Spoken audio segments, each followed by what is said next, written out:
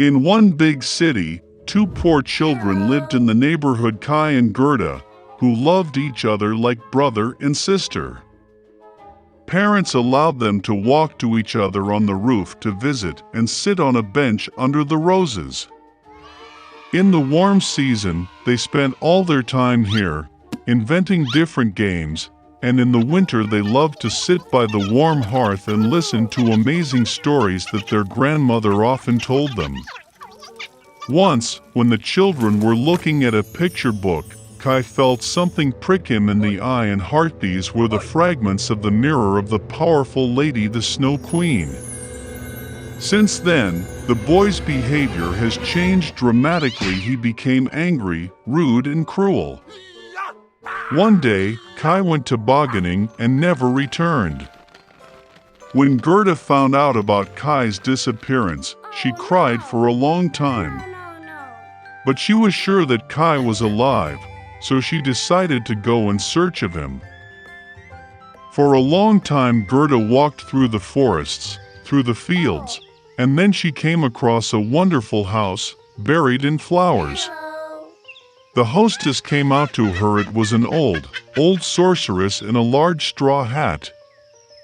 The old woman really liked Gerda, and therefore she bewitched the poor girl and left her with her forever.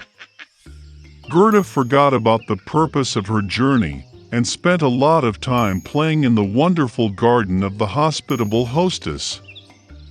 Once she accidentally saw a rose and remembered Kai, and immediately waking up from the magic, went on the road. On the way, Gerda met a big smart raven. He told the girl that he knew a princess who was about to get married, and her fiancé looked very much like Kai. The raven agreed to take Gerda to him. Once in the palace, Gerda managed to see the future prince. Unfortunately, it was not Kai. The princess, having heard the sad story of the girl, presented her with a golden carriage with a coachman and servants, as well as shoes, a muff, and a wonderful dress. And Gerda hit the road. In the dark forest, the sparkling carriage immediately caught the eye of the robbers, who immediately attacked it. The robber took Gerda prisoner. She took Gerda to the robber's castle to show off her menagerie, which contained forest pigeons and reindeer from Lapland.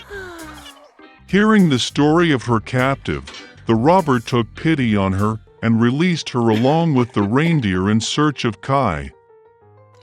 The reindeer brought the girl to the old Lapland woman, who warmed and fed the exhausted girl. She wrote a few words on a dried cod to her friend Finn, who lived near the Snow Queen's palace, asking to help the girl.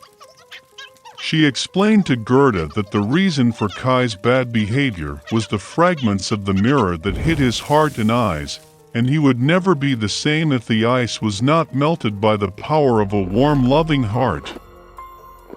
Gerda went to the palace of the Snow Queen alone. No one dared approach the house of the powerful mistress. She was very cold and scared. Finding herself in the castle, Gerda was surprised how cold, deserted, and dead he was. Soon she noticed Kai, who turned completely blue, almost blackened from the cold. The boy sat in a corner and tried to lay out the word eternity from the ice floes, because in this case he would have received the whole world and a pair of new skates as a gift from the Snow Queen. Gerda rushed to Kai, hugged him tightly and cried. With her hot tears, she melted the splinter stuck in the boy's heart. Having picked up, Kai also began to cry, and the second shard flowed out of his eyes along with tears. How happy they were to see each other! But there was no time for joy. They had to get out of the ice palace before the Snow Queen returned. When Kai and Gerda finally got out of the kingdom of the Snow Queen, they hurried home. On the way back, they met all the friends who helped Gerda in her search. At home, their favorite blooming roses were waiting for them, and everything that happened was soon forgotten by them, like a heavy dream. Once upon a time, there was a girl, and she had such beautiful and long hair that everyone who saw her could not take their eyes off. The strands were so light, just golden. Therefore, they called her Goldilocks. For all her beauty, she was a very naughty little girl. Mom always allowed her to walk in the yard, but ordered her not to go into the woods behind their house. Goldilocks was very interested to know what is in that forest. And so, while Mother did not see, she somehow left the house into the forest. The girl walked for a long time in the forest. Either he finds a berry, then looks at a beautiful flower, then listens to how the birds sing. So she got lost in the forest. And suddenly she saw an unusual house in a clearing. Goldilocks approached him quietly. I walked around but did not see anyone. She knocked on the door, but no one answered. Then she knocked harder, and the door opened itself. Goldilocks entered cautiously. 3 bears lived in that house. One bear was dad big and shaggy. The other was a mother bear. It was smaller. The third was a little bear. The bears were not at home because they had gone for a walk in the woods. The girl entered the room and saw 3 bowls of porridge on the table. The first bowl, the biggest one, was the daddy bear. The second bowl, the smaller one, was the mother bear, and the third, the smallest, was the bear cub. Near each bowl lay a spoon, large, medium, and small. Goldilocks was so hungry that she first wanted to eat from a large bowl. She took the largest spoon, took the porridge, tasted it, but the porridge was too hot. Then she took a medium spoon, took the porridge, tasted it, but the porridge was too cold. Finally, she took a small spoon and tasted the porridge from the small bowl. This porridge was neither hot nor cold, just right. And Goldilocks ate all the porridge from the little bowl. After eating, the girl wanted to sit and saw 3 chairs near the stove, one large, another smaller, and the third, very small, with a little red pillow.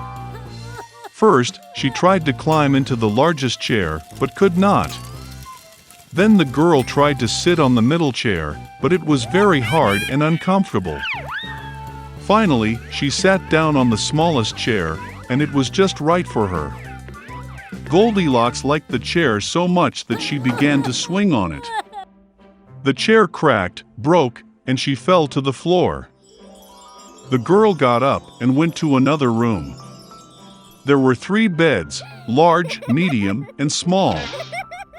First, Goldilocks climbed onto the first bed, but it was too high and hard. I lay down on the middle one, it was too spacious and soft. The girl lay down on the third, smallest bed. She was just right for her. Goldilocks felt so comfortable and cozy that she quickly fell asleep. The girl was fast asleep when the bear family returned home. The bears got very hungry and immediately went to the table.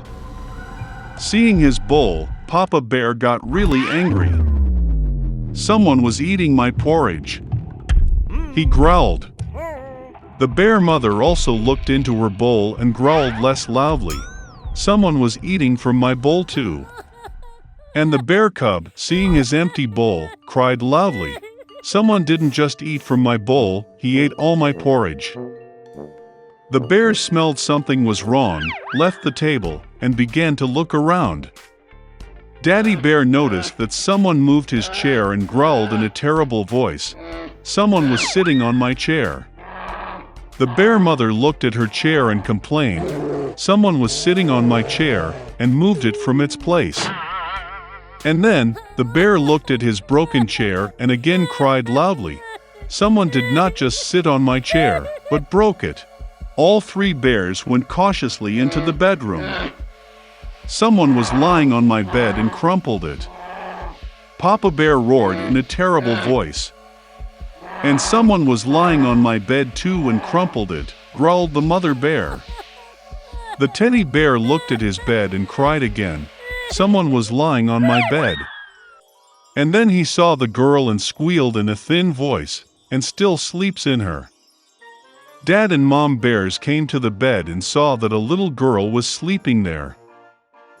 Goldilocks woke up from the cry of a bear cub, and was very frightened. There were 3 bears in front of her.